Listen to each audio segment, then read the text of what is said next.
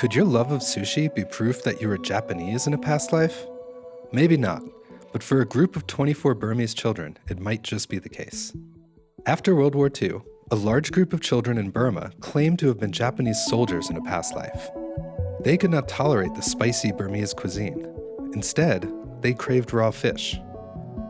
This is just one of thousands of documented cases in which memories seem to carry over from past life experiences. The concept of reincarnation is held in many parts of the world, especially those areas where Hinduism and Buddhism are practiced. But not until recently has it come to be a widely accepted idea in the Western world. A number of researchers are seriously exploring the evidence for reincarnation, especially in the context of past life regressions.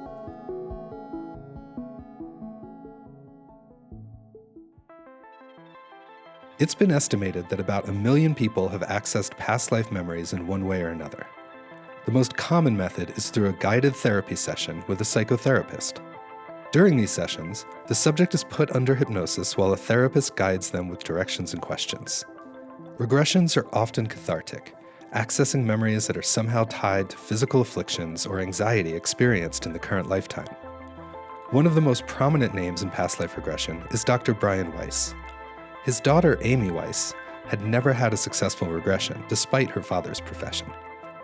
Amy had recently been diagnosed with cataracts at the age of 25, an unusual condition for someone her age, and she decided to participate in one more session. Surprisingly, Amy experienced a successful past life regression, connecting with an old man in the Middle Ages who was accused of being a wizard. His house was set on fire by villagers, subsequently burning his eyes. She said she felt a connection with the man's heart and realized it could be tied to her cataracts. The session proved to have profound therapeutic benefit, and her cataracts cleared up shortly after. Past life regressions can be a contentious topic among practitioners of psychology. The evidence and accounts are overwhelming, but there's debate as to what they really are. Dr. Ian Stevenson was a well-respected psychologist and was the chair of the Department of Psychology at the University of Virginia. He was given $1 million grant to fund research into paranormal psychology, also known as parapsychology, with the intention of disproving the concept of reincarnation. Stevenson went on to research thousands of cases on the uncanny memories of young children from their past lives. While his intention was to disprove this phenomenon, in the end, he became one of its staunchest defenders and most dedicated researchers. One child in India, who was born with boneless stubs for fingers on his right hand, remembered the life of a farm boy who had lost the fingers on his right hand in a grass chopping accident.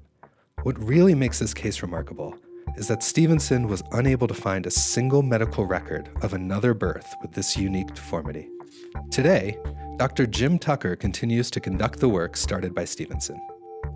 Unlike past life regressionists, Dr. Stevenson and Dr. Tucker do not study those put under hypnosis.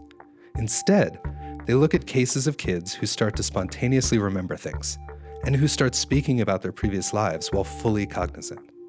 In one of Tucker's papers, he recounts a story of a boy from Thailand who at the age of 3 started complaining that he had been shot and killed in his past life while riding a bicycle to school.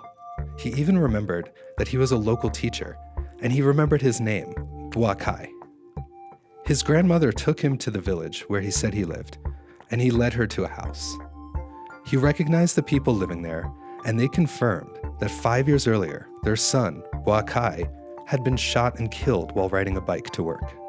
He was shot in the back of the head, marked by a small entry wound with a larger exit wound in the front of his head.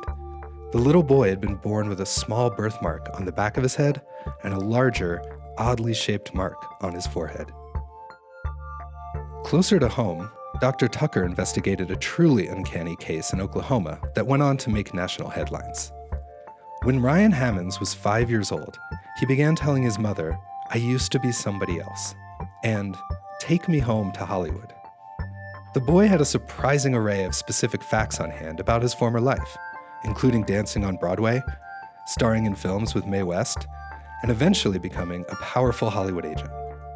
Ryan's mother began looking through books of old Hollywood, and when she reached a still image from the 1932 movie Night After Night, Ryan pointed to a man on the edge of her frame and said, "That's me."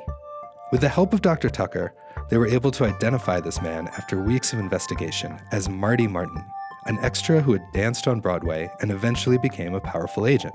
Ryan was able to provide 55 specific details of Martin's life, which would not have been available without an investigation, including the name of the street he lived on, his work history, details of his wives and children, and more.